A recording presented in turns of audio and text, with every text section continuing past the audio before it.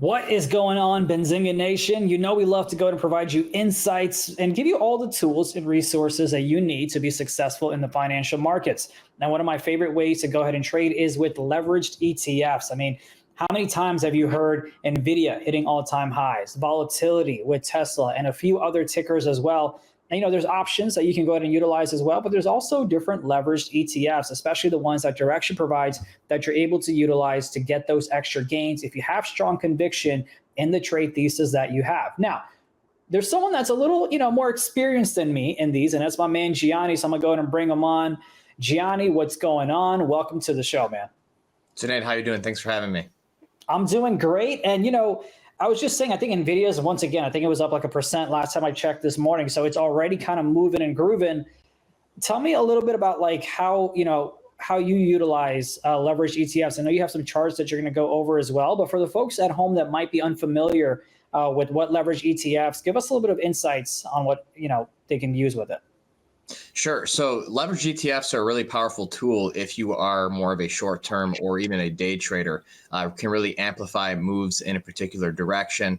And especially for names like NVIDIA that have led the market higher, if you don't want to trade options, if you don't want to trade on margin, these leveraged ETFs give you an opportunity to compound your returns. Now, granted, that can be to the downside too. So you need to know your technicals, know your charts, and know how to manage risk. So we'll talk about that today and how to apply those tools and give you a practical solution to trade these types of funds. Now, I'm sure the answer to my next question here will be that it depends, but I'm going to ask anyway. Are you a fan of when you're coming to utilize Directions ETFs? Do you prefer to day trade them or do you swing trade them? Because I know there's some mechanics to it to where you may want to only day trade and swing trade because of resets. But I'll tell you what, I'm going to go ahead in the back. You can share your charts and talk about what you've got, and I'll be back in a short. Sure. Thanks, Junaid. So yeah, my preferred way is to swing trade them. I mean, you can day trade them, and that's become a lot more easy to do given the recent change in trade settlements. Now it's T+1, but even when I started in the business years ago, it was T+3, and you go back way into the past, it was T+5. So the evolution of the market environment has really helped make these products more useful and suitable for short-term trading. But I'm more of a swing trader myself. I prefer to buy the breaks of certain price patterns. I'm going to talk about that today and show you some of the favorite funds that I like to use with Direction, in addition to some emerging setups that I'm seeing in the market right now, especially in the near term. Again, because these types of leverage products, as Junaid mentioned, they reset every day. So you really need to understand how the percentages move across a period of time. It's not like, the S&P was up 10% over the month. So, these funds are going to be up, 300% if it's a 3X bullish fund. It's a little more nuanced than that because they're resetting on a daily basis. So let's go ahead and take a look at some of the setups that I'm seeing in the market right now to kind of give you some ideas on some areas to focus on with these leverage products. And just a little bit of background about me. As Junaid mentioned, I'm Gianni DePoce. I've been trading now for over 13 years, and I'm a trader and educator over at Theo Trade. So that's a great way to get some additional idea generation as well. So one of the markets that I'm watching very closely right now is semiconductors. And the reason being is because chips have a tendency to lead the market, both to the upside and to the downside. Semiconductors are known as a leading indicator. And even within the context of technology itself, think about all the changes and evolutions going on within the tech sector with artificial intelligence, all these companies investing massive amounts of money into AI.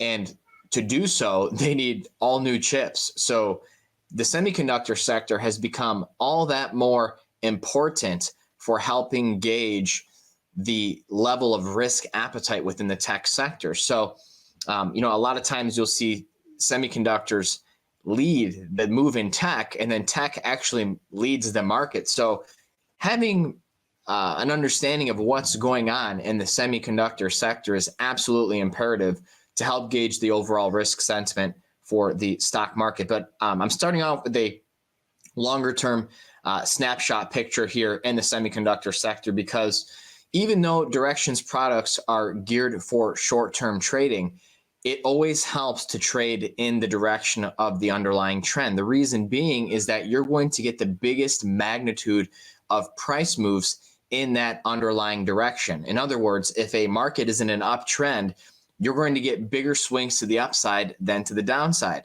If a market is in a downtrend, you're going to get bigger swings to the downside than to the upside. So all of these direction products that track various indices, you can go on Directions website and see what index the fund is tracking.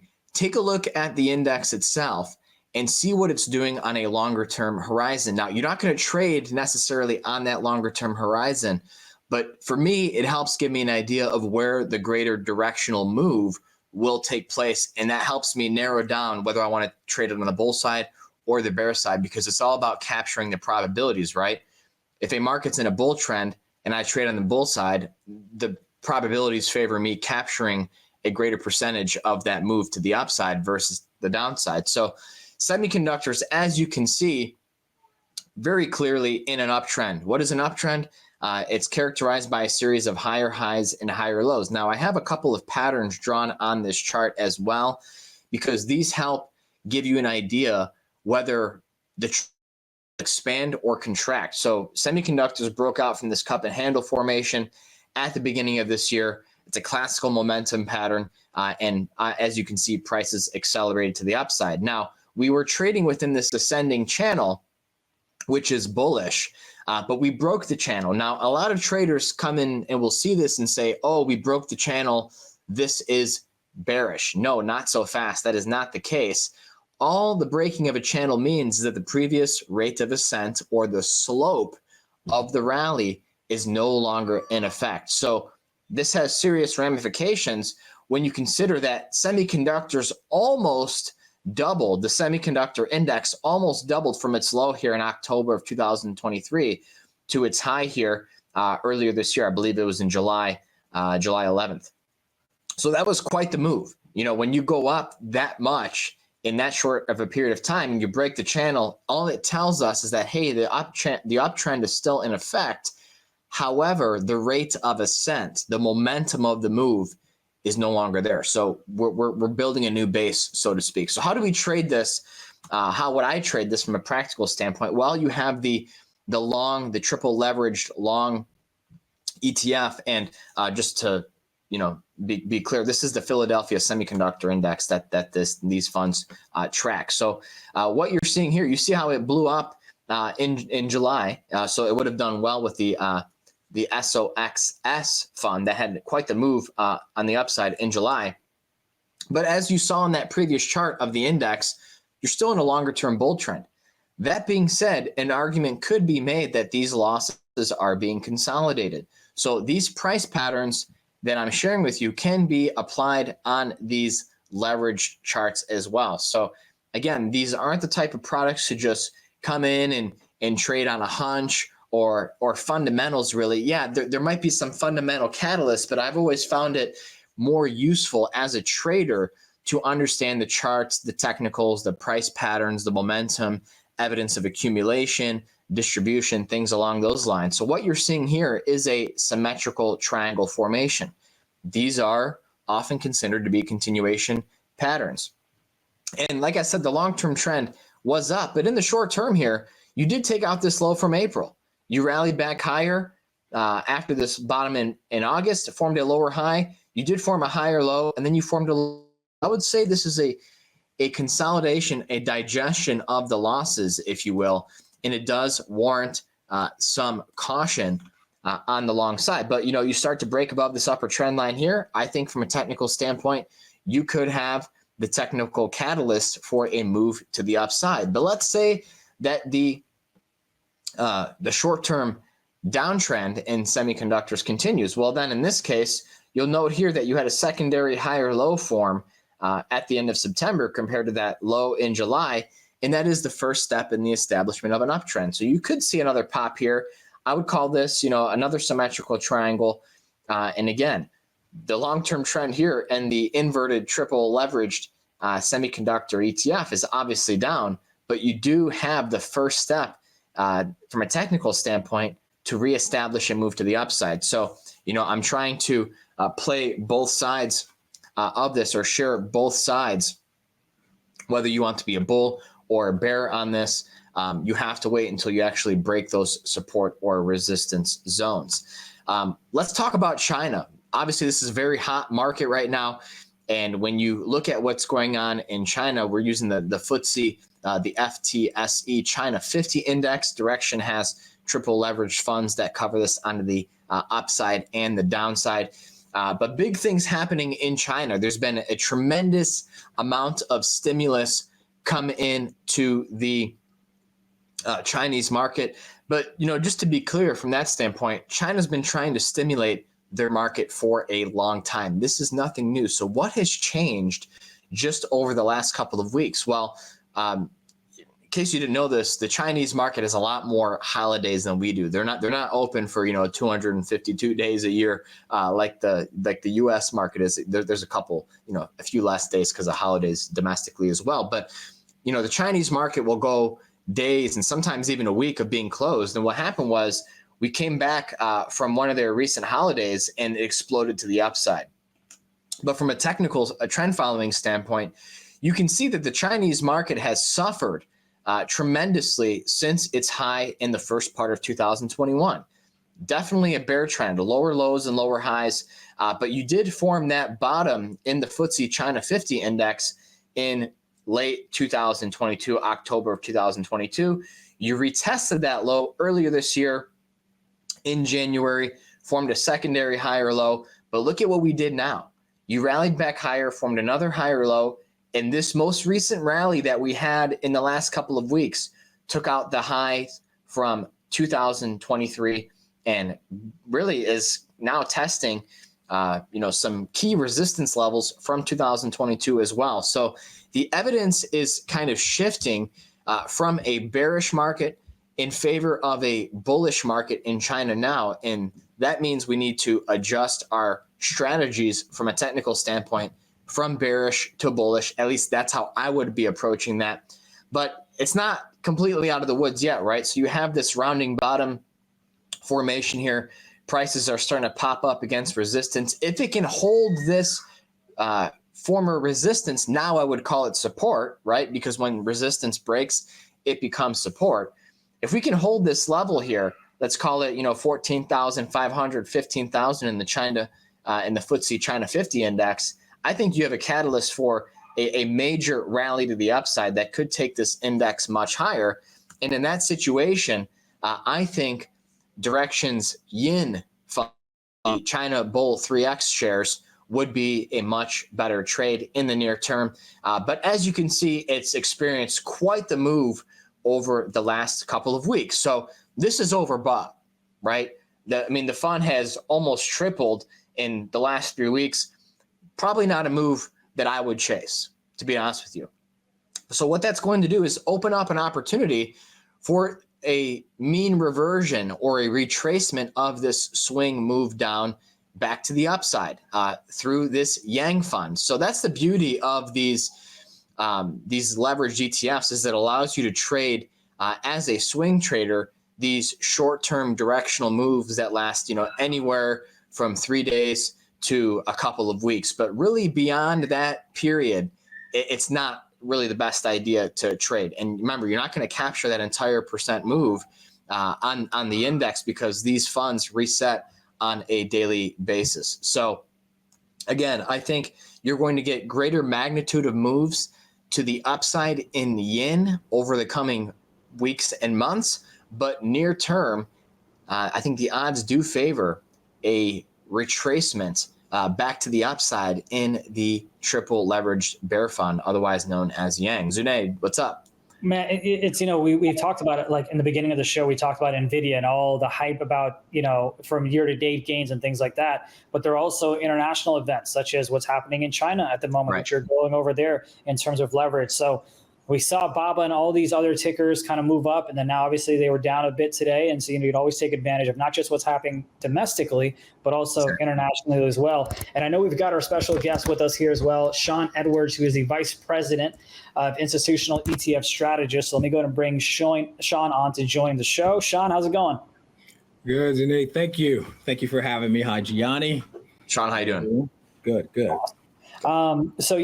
Gianni, we'll go over, what Sean has to talk about, starting with a disclaimer as part of the deck, and we'll kind of continue because I know you've got some more charts and different things like that. And I want the viewer at home to kind of understand, hey, what does it mean when I know you briefly explained it as well. Hey, what is 2X? What is 3X in terms of risk management? How, the factual basis of it. And I'd love to continue getting your insights on the charts side as well. But Sean, how long have you been with Direction? I've been with Direction for 4 years. Okay, gotcha. Were you a trader before then? Give us a little bit of your background in the financial markets. Sure. So various roles within finance. Got my start trading, some experience within wealth management, but now within the ETF provider space. So various roles for about a decade within the industry. Gotcha. All right. Well, I appreciate you for joining us. Gianni, the show is all yours. I'm going to go in the back. Sean, thank you again for your time. No problem.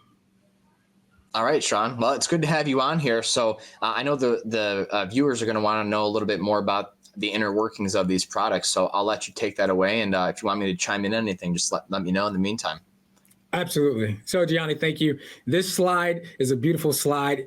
It's our disclosure slide. We don't have to spend too much time here, so we can go to the next slide. So again, thank you all for having me today. I just wanted to take some time and introduce Direction for those who are unfamiliar. I know in a few of the slides that you went through previously, Gianni, we did reference a few of our ETFs, but let me just peel back the layers of the onion that is Direction. Again, we are an ETF issuer located in New York City, but we have offices in Milwaukee, Boston, and Hong Kong.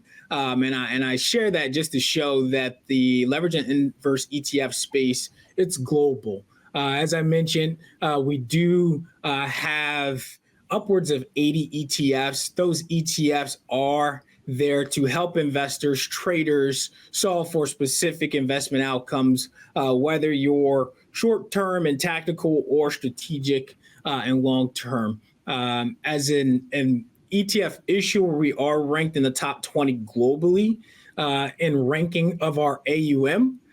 So as you can see here on this slide, our assets have just consistently been growing, and you'll see the increase in assets from 2020 through now. And I mentioned 2020 because, as we all know, that's when the pandemic occurred. But you see out of that pandemic, the appetite for risk, it didn't decline. It looks like it actually increased. I mean, we've been beneficiaries of that as we, have traders and investors that are looking to, further add alpha to their own investment portfolios. So we're glad to help investors meet those goals. And we can move on to the next slide.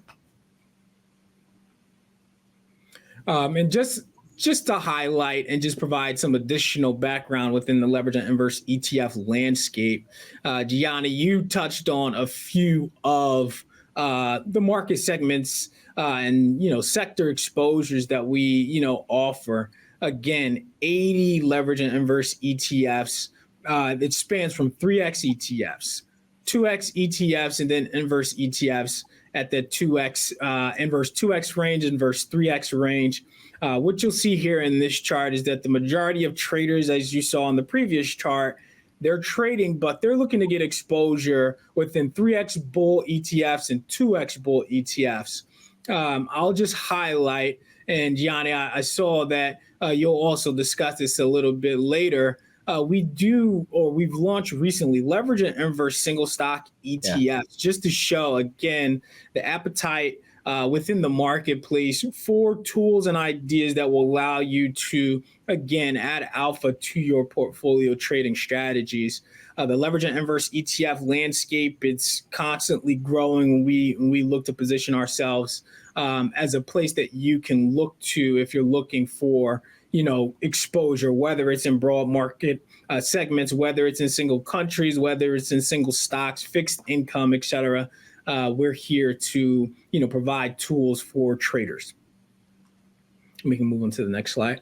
And again, just to highlight, and Gianni, you mentioned in the previous slide, as you were discussing what you were seeing from a technical standpoint, leverage and inverse ETFs, they're designed to be used short term. They're tactical trading tools. If you go to our website and you pull up any of our funds, you'll see that all of our funds have a daily investment objective. And that daily investment objective, it's really important to understand that whether you're in a bull fund or a bear fund, that the daily investment objective is to provide you that enhanced exposure for just a day. So if you're holding any of those positions for periods longer than a day, you should not expect to see that 2x or 3x performance. So again, daily investment objective, tactical short-term trading tools that you can use, to express conviction where you see fit. And so just some further kind of explanation into how we look to provide that exposure. Again, if you go to Directions website, you can pull up any fund. For example, let's say SPXL, which gives you 3x bull exposure to the S&P 500. There's a link within that fund page that will show you the daily fund holdings. And the daily fund holdings will show you how we look to provide that exposure to our leverage products.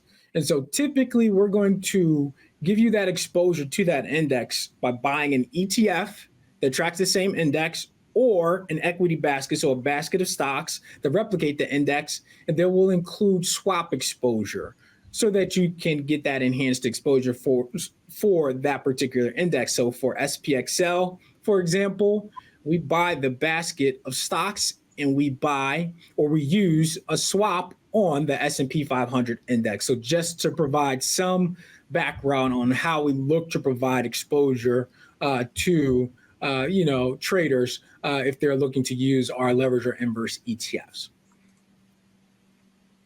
And so I would say if you have the opportunity to screenshot this slide, this is probably one of the most important slides in helping to drive home the importance of compounding and rebalancing when you're using leverage and inverse ETFs. So I'm here to, scream it till the cows come home.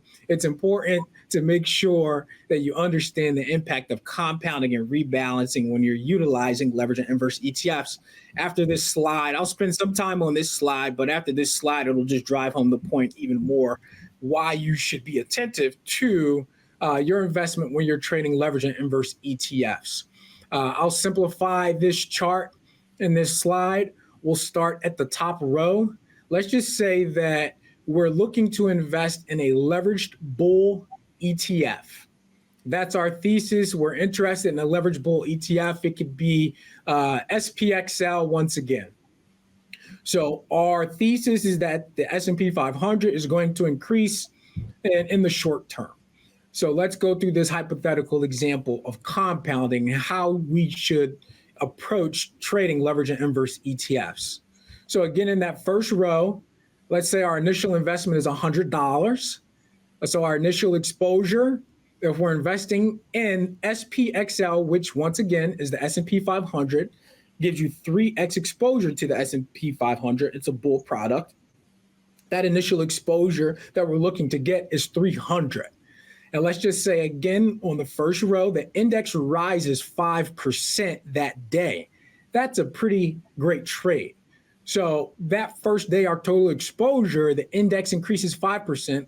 Our ETF SPXL will increase 15%. So our ending day assets, we would have started the day with 100 based on that 15% movement. Our end of day assets are 115. So that end of day exposure, when we're looking at SPXL, would actually be 345.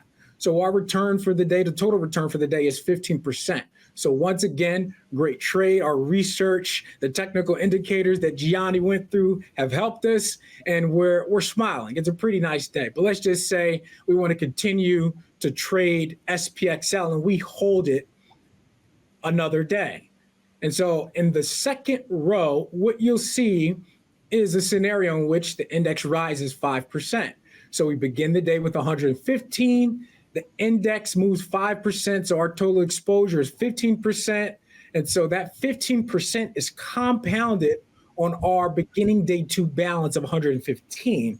So we end day two at $132.25. So that's a cumulative return of 32.25%. I'll stop here for a second. This is compounding 15% on 115. We end the day at 132.25. Most would think we could just probably take that 15% and just add it up to, or add it to that 15% from our first day's gain and get just a simple compound or simple addition of 30%. But that's not the way compounding works. I wanted to point this out because in the next scenario, we'll see why thinking that the simple, math there will work against you, and you have to understand compounding. So if we move to the third row, and so again, the first day, we ended up 15%. So day two assets, we start at 115, but instead of SPXL rising, it falls 5%. Our total exposure there is a loss of 15%. So that compounds on your beginning day's balance of 115. So that 15% is compounded. It brings you below your original investment of $100. So your ending day assets are at $97.75. So again, this highlights how compounding can work for or against you. In the first scenario, you see the index rises, compounding works for you. And day two, compounding works against you. And so you see you're below your original investment only after 2 days. In the next few slides, we'll highlight this even further, but I just want to stop here and show compounding works for or against you. It's important to understand the trend. And then the next few slides, we'll discuss and show why the trend is your friend when you're trading leverage and inverse ETFs. It's important that the trend is going in the direction, no pun intended, that you intended. I'll stop there. Johnny, anything you want to add?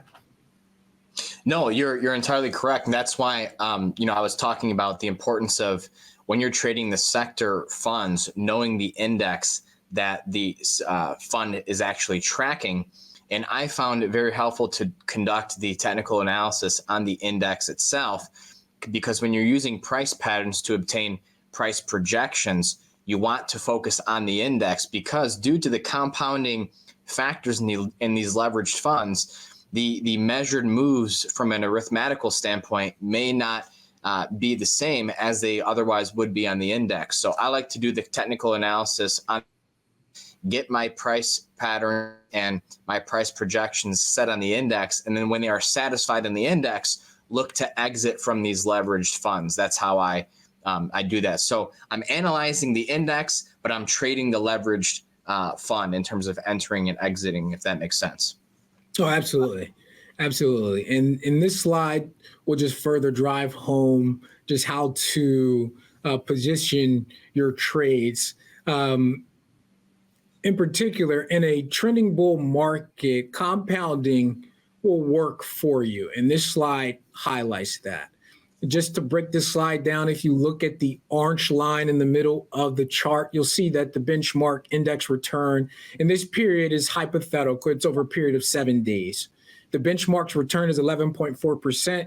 So if we simplify it, 11.4 times 3 gets you 34.2%. So let's just say if you maintain a position within a leveraged bull 3X ETF over this time, the benchmark's return is 11.4. If we're doing the basic math, 11.4 times 3 gets you 34.2.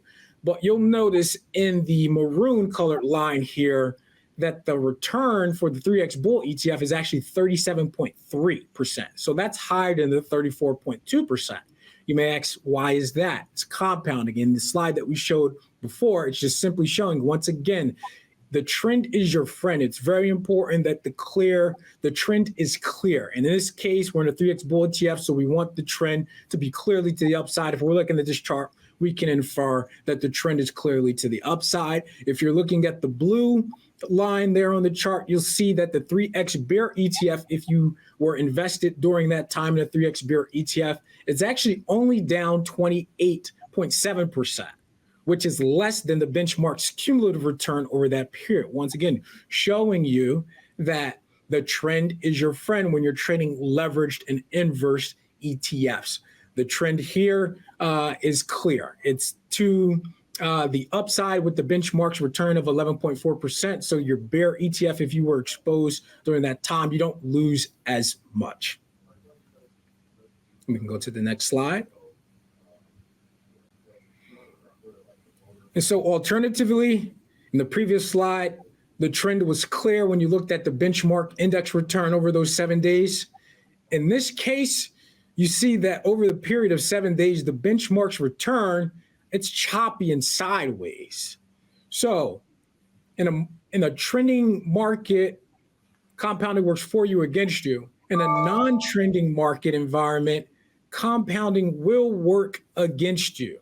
The benchmark's return in this case is 2.4% over the 7 days. Again, assuming we're investing in a 3X bull product, you'll see that the 3X bull ETF return over this period is just 6.3% instead of the benchmark's cumulative return of 2.4 times 3, which is 7.2%. So you see in this scenario that compounding is working against you in a sideways non-directional market. And the same could be said for the 3X bear ETF. If you had exposure during that time, your return in this example is you're down 8.6%, which is more than the 7.2% of the benchmark's cumulative return during that period. So once again, compounding works for or against you depending on the underlying trend of the market. Again, I'll say it till the cows come home. It's important to monitor your trades daily. They are, if you're investing in leverage and inverse ETFs, daily investment objectives, tactical short-term trading tools. If you are invested in a product and you have this sort of market movement where the markets are sideways and choppy and no clear direction, you can be at a substantial losses only after a period of a week or maybe even a month. If you're holding that long, you can have substantial losses. You can go to the next slide. And so Gianni mentioned a little bit earlier and showing some of the charts. I highlight some of the use cases for direction and leverage and inverse ETFs. But ultimately, once again, if you are looking to invest, whether it's sector specific, fixed income specific, broad market U.S. equity exposure, you can look at utilizing direction ETFs to enhance exposure, to hedge, for portable alpha, and to also trade volatility.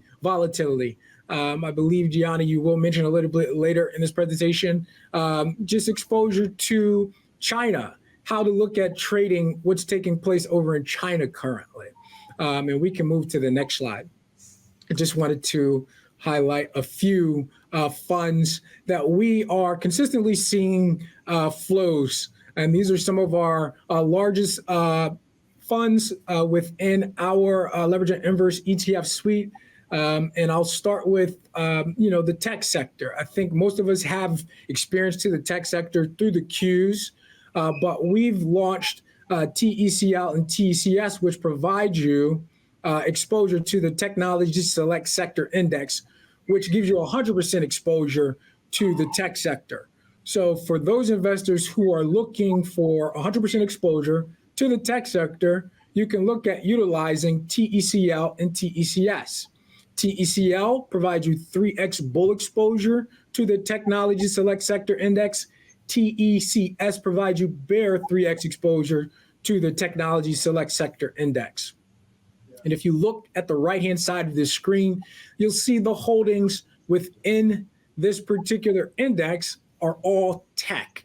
Microsoft and NVIDIA, are the highest weightings currently, but you also have Apple, Broadcom, AMD, Salesforce, Adobe, Oracle, Qualcomm, Applied Materials, and the rest of the holdings within that index are all tech. So highlighting this particular leverage and inverse ETF pair, if you are looking for exposure to the tech sector, if you want to trade the tech sector, you can look at utilizing TECL and TECS. So again, we're providing tools for traders if they have interest in particular sectors to use. And this is TECL and TECS.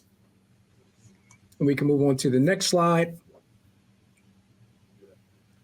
And so, as we all have seen, the Fed has decided to begin to cut interest rates. If you are looking to trade the short-term price movements within interest rates, you can look at trading TMF and TMV.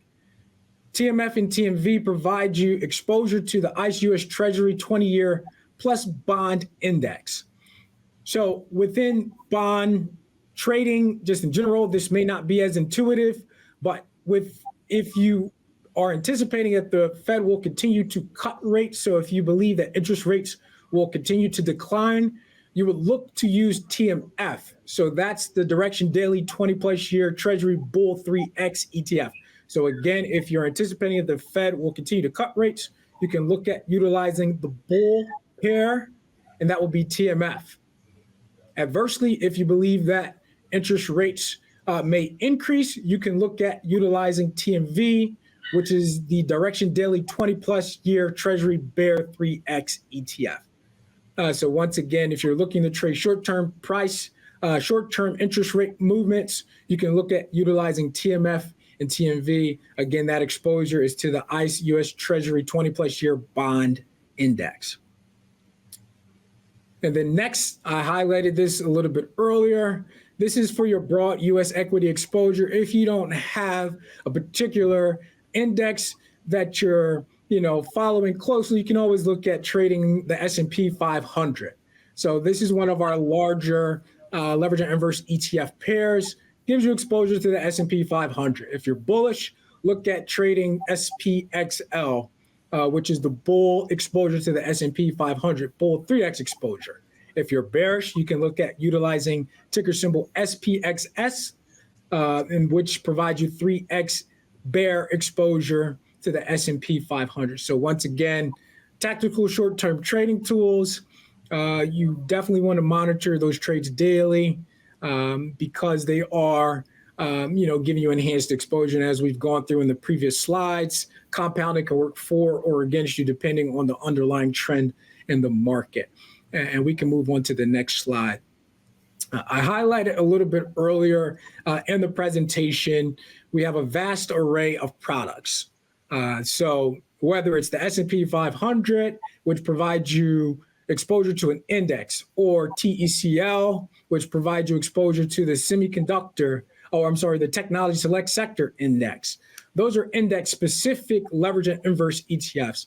I wanted to introduce our leverage and inverse single stock ETFs.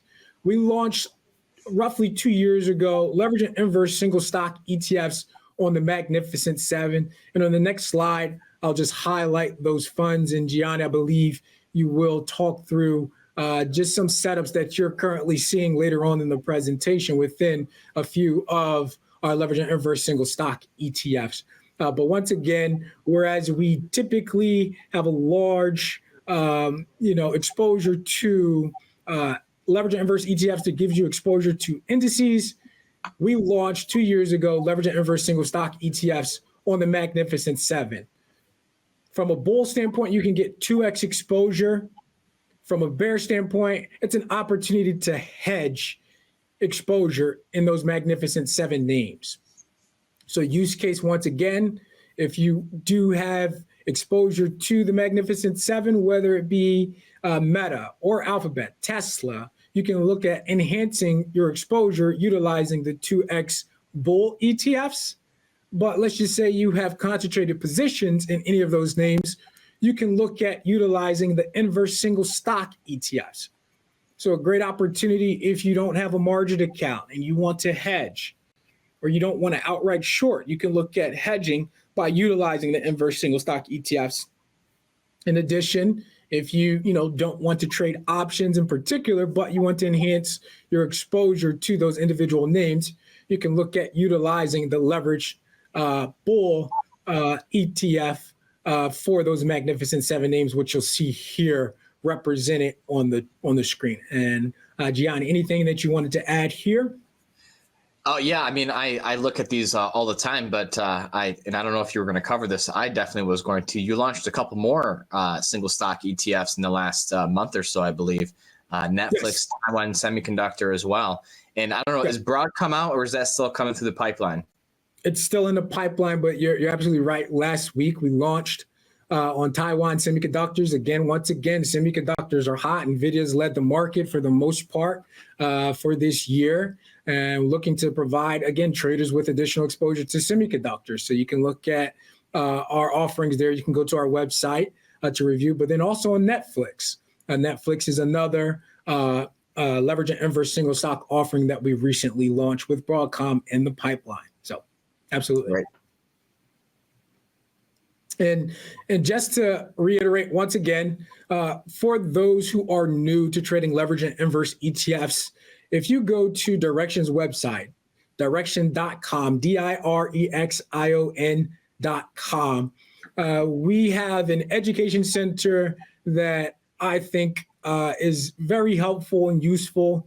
If you are studious and you want to test your knowledge, you can always go through our online Leverage and Inverse University.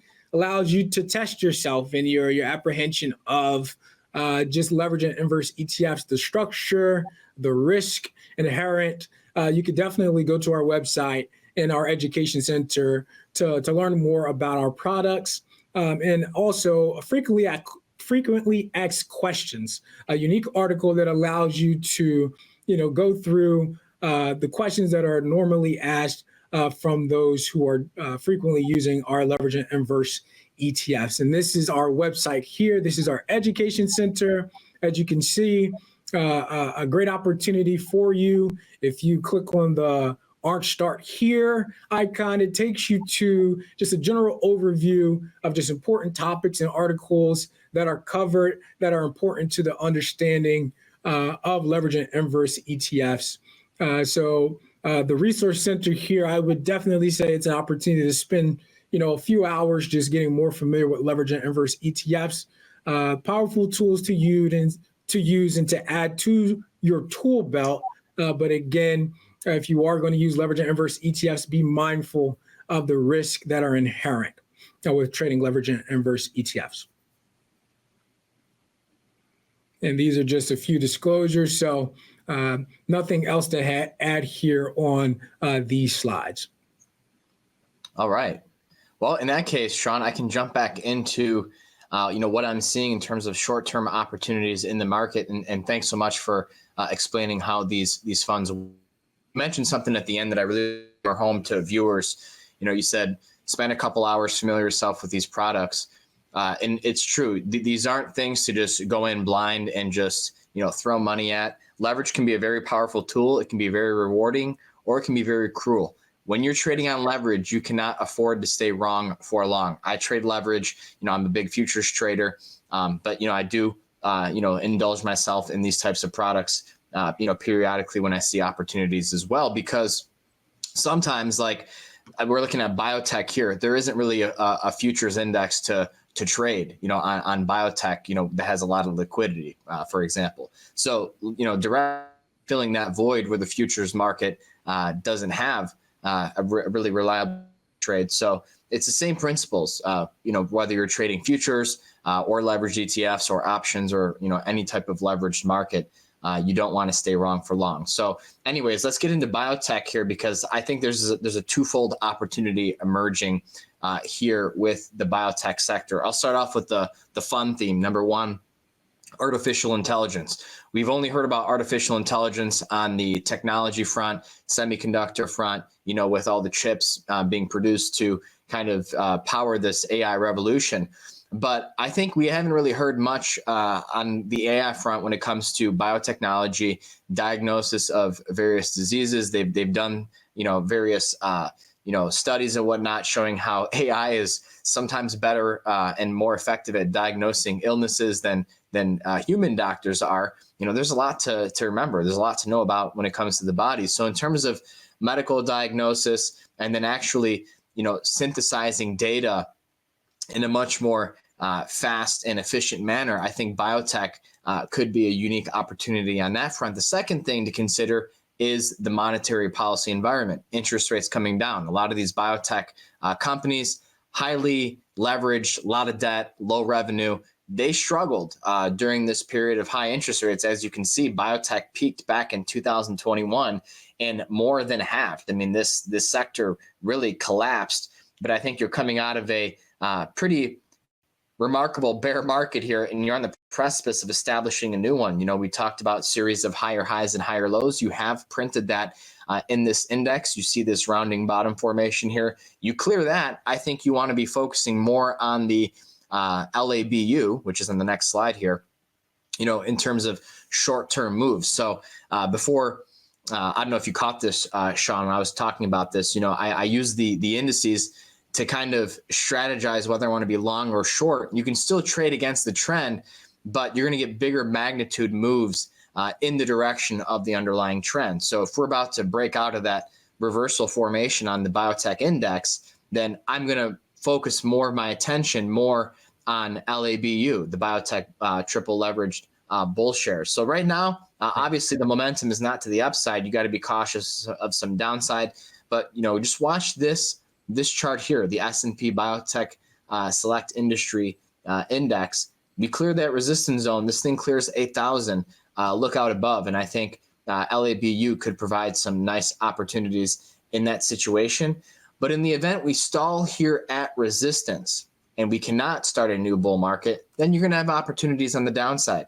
LABD. Maybe the Fed made a policy error. Maybe inflation is still a problem. In that situation, rates might not come down as fast, and there may be some issues that the biotech sector has to deal with. So, there's always two sides to a trade, and just make sure you're doing your due diligence before making a decision on whether you want to be a bull or a bear. Next, gold. I'm a big gold bull right now at a sector wide level. And I think the macroeconomic environment has been generally favorable for precious metals. Between the dollar having been weak over the last several months, it had a little bit of a pop, a pretty notable pop, I should say, in the last week. But interest rates have generally come down. So when you have been in a weak dollar, lower interest rate environment, that makes sense that it's bullish for gold. Gold also does well when there's monetary turmoil, when there's geopolitical turmoil. I think that we check off those boxes right now. So I'm watching the New York Stock Exchange Arca Gold Mining Index. This is what directions leveraged mining funds track.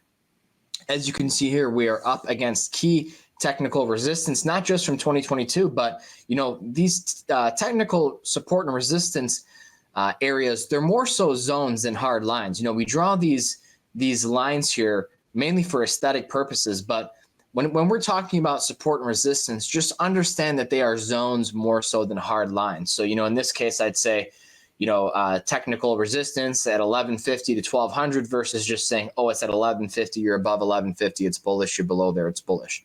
I still want to see it clear this high from mid 2020 to become fully bullish, but it is making steps in the right direction. So let's say the dollar at least doesn't start ripping to the upside, or you have a situation where geopolitical tensions continue to remain elevated. In this case, directions 2x long gold miners fund, NUGT, could continue to see a bid. As you can see, it's been a pretty good year for this fund overall, series of higher highs and higher lows, starting to break above this upward channel, but it said not so fast. We've been coming back down, looking for a higher low to form here. If that does, that would reinforce the bull trend. But let's say the situation unfolds where the dollar starts to rip, interest rates maybe don't come down as fast on the short end of the curve where the Fed is lowering rates. In that situation, you may see a recovery in dust, which is the 2x bear fund for gold miners at direction. In this situation, maybe look for a retest of this descending trend line here that you've connected a few of the highs over the past year. So that's what I'm seeing on the precious metal front. And then, as Sean mentioned, some tremendous innovations taking place on the single stock ETFs. I'm a big Apple bull. I think Apple still got some juice left in the tank for its rally here.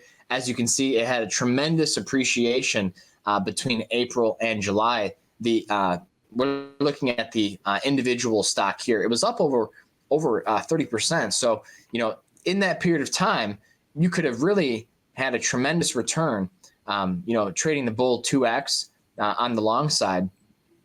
But then also after that meteoric rise, the bear 1x would have given you an opportunity to hedge some of those gains as well. So, it's kind of like how when traders are trading options and they buy spreads, they're buying a call and a put.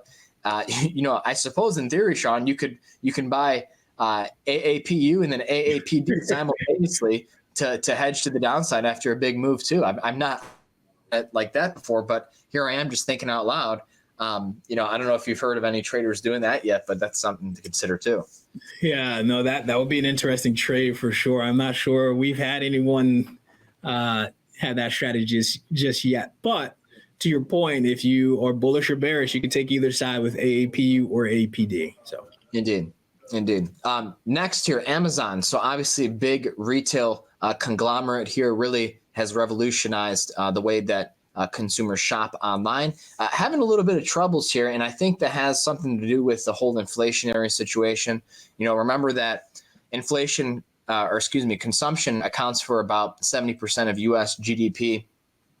And if anything is going to change the way consumers behave, it's inflation. So I think Amazon's had some issues here trying to come to grips with that. It's been innovating on the AI front, has some really nice software it's been developing to help businesses and whatnot using AI. So I don't think that's the bigger issue. I think the bigger issue is how consumers are spending and what they're spending.